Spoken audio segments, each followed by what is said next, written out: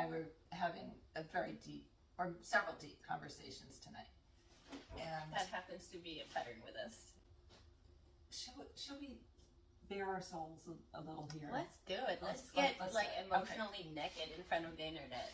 Why don't we do that? Yes, for all eternity. We've been having a hard time. It's been rough, guys. Yeah, which is one reason why I'm so happy that Elena came over today. We're just reminded, talking to each other, how important it is to commune with each other. How important community is. You said something about the worms in community. Do you want to? Yeah, I just thought of animals in general, but worms in this case, that, you know, a singular worm in the wild probably would not thrive as well as in a community. I think that that's true for us as well. At least, like, every time I'm going through a rough time, which I am now, but, you know, it's not as horrible as it could be worse, for sure. Right.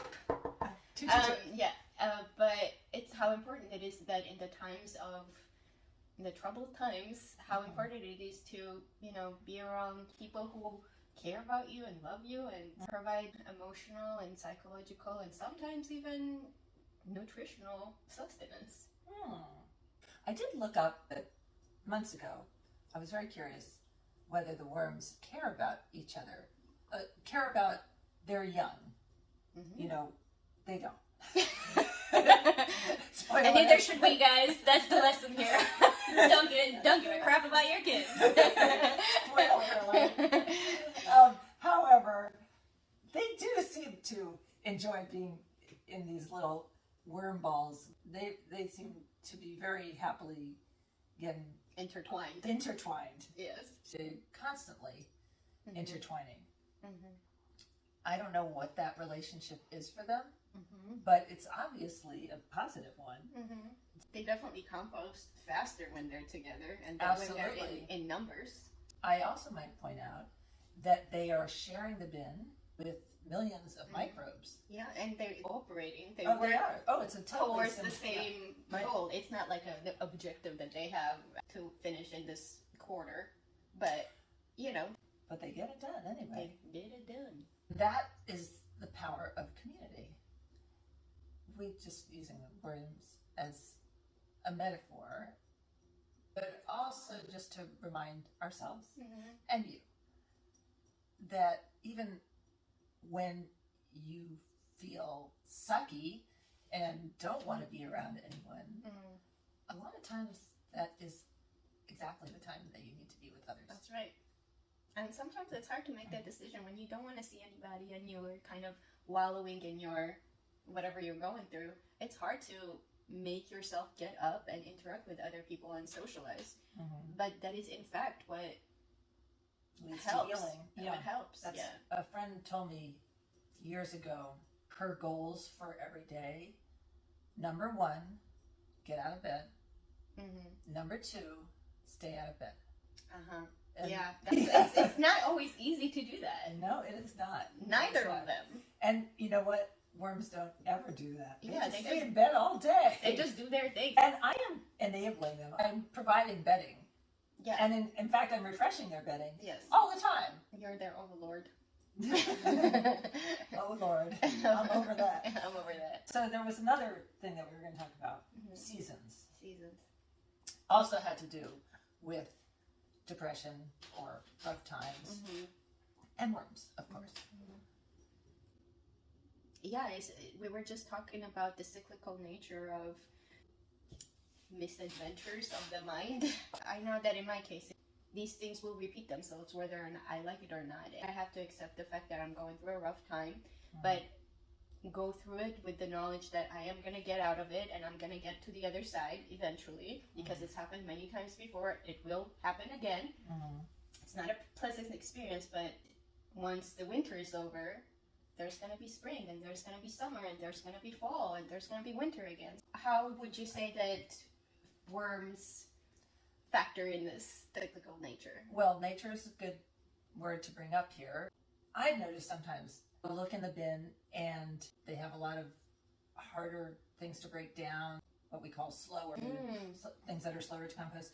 Some things are harder to process and digest physically, mentally, metaphysically, metaphysically, all that. So sometimes, if that's going on, they still have something that's large that they still need to break down. It doesn't really look like anything's happening in the bin. And there are times that but they are still working on it. Right? And the microbes are still working on it. And they're kind of waiting for the microbes to break things down more so that it's digestible for them. And then sometimes I'll look in the bin and it's a party. It's a carnival going on in there. It's Mardi Gras. They're like wrapping around each other and nobody's wearing clothes and you're doing the samba. If they could be throwing banana peels in the air, I don't know. It'd be like Carmen Miranda of the worm bin. I don't get that reference, but it's hilarious. I'm sure it is. Chiquita banana. Okay. Anyway, just imagine Chiquita Miranda as a worm.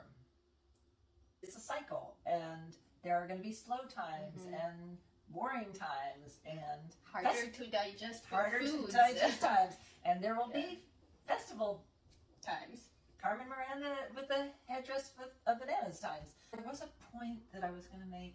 The point is that you guys should get a bin too, a worm bin too, so when you're going through rough times or good times, you can have something to go to and tend to, and not to replace friends, but in additional friends. Additional of the worm variety. Hundreds and thousands of friends. Yeah. Not bad. I mean, and they don't post memes that you have to be sending back and forth all night long. Also, they don't judge you, so that's nice. Such a good point. Such a good point. Worms do not judge you. I like that there's the three of us here. It's Elena, me, and the worms. That's actually it's one entity. That's actually way more than three, but we'll just they'll be as a whole. Yes. As one. I'm a worm. You're Elena. Ooh, that's good. That's how worms move? Is that how worms move? They're hydraulic. Well, I'm sorry, I'm not hydraulic. I can't even say it. You just stretch your body and then pull it forward from the front and then stretch forward. And then the hands go in and then butt follows. Oh, yeah.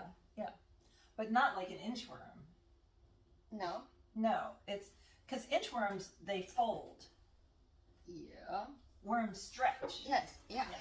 Okay. They all stretch and then the butt goes, it's like a, what do you call that thing? Oh, accordion? Accordion. Like a horizontal accordion. If you stretch an accordion, goes back. I guess it is kind of like that. I feel like the head is pulling the tail. Okay. Something like that. We get distracted so easily. Did you want to say something about magic? Yeah, I'm very grateful about that, and every time I see you, I definitely feel that magic.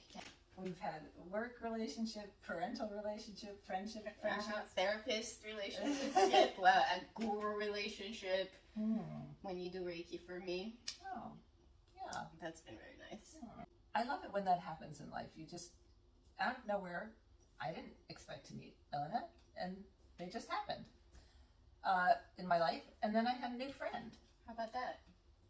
Pretty cool. Very cool. And not to compare you to the worms.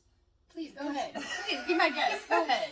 But it kind of happened like that for me and worms. I wasn't looking for a friendship with worms. I wasn't looking to fall in love with worms.